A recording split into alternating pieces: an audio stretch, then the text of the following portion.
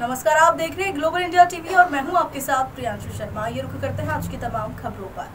वंचित बहुजन अघाड़ी के अध्यक्ष प्रकाश अंबेडकर ने प्रधानमंत्री नरेंद्र मोदी की आलोचना करते हुए कहा कि प्रधानमंत्री मोदी एक मौत की घंटी है, जिन्होंने विश्व स्तर पर प्रतिबंधित दवा रेमडेसिविर को केवल चुनावी बॉन्ड के लिए भारत में अनुमति दी है।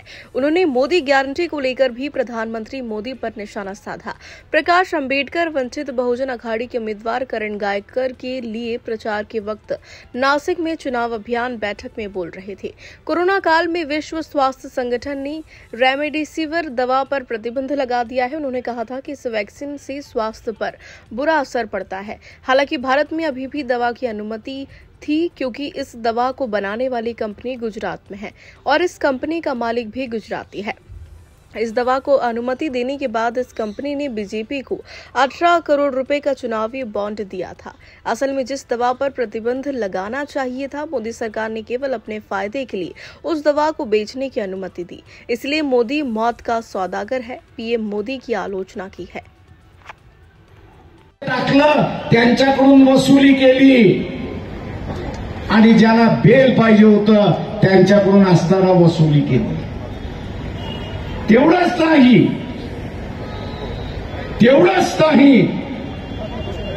तर हे सरकार मौत का सौदागर आहे, हे आपण सारा लक्षात घ्या।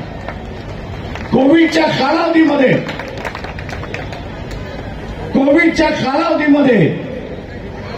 जागतिक आरोग्य संघटन जे आहे, WHO जे आहे, वर्ल्ड हेल्थ ऑर्गनायझेशन जे आहे, त्यांनी या रेमडेसिविरच्या औषधावरती बंदी आणली।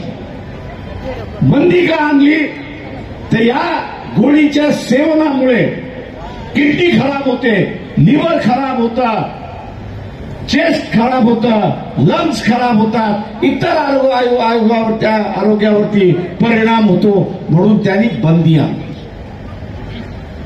आणली। पण आपल्या सरकारने ती बंदी पाळली नाही। आपल्या सरकारने ती बंदी पाळली नाही। का पाळली नाही तर रेमडेसिविरची औषध निर्माती करणारी कंपनी झायडो म्हणून जी आहे, तिचं मॅन्युफॅक्चरिंग सेंटर, निर्माण करणारं सेंटर हे गुजरातमध्ये आहे। त्याचा मालकही गुजराती आहे आणि त्याच्याच बरोबर त्यांनी 18 कोटीचे इलेक्ट्रोलाइट बॉन्ड विकत घेतले आणि ते भारतीय जनता पक्षाच्या तिजोरीमध्ये टाकले।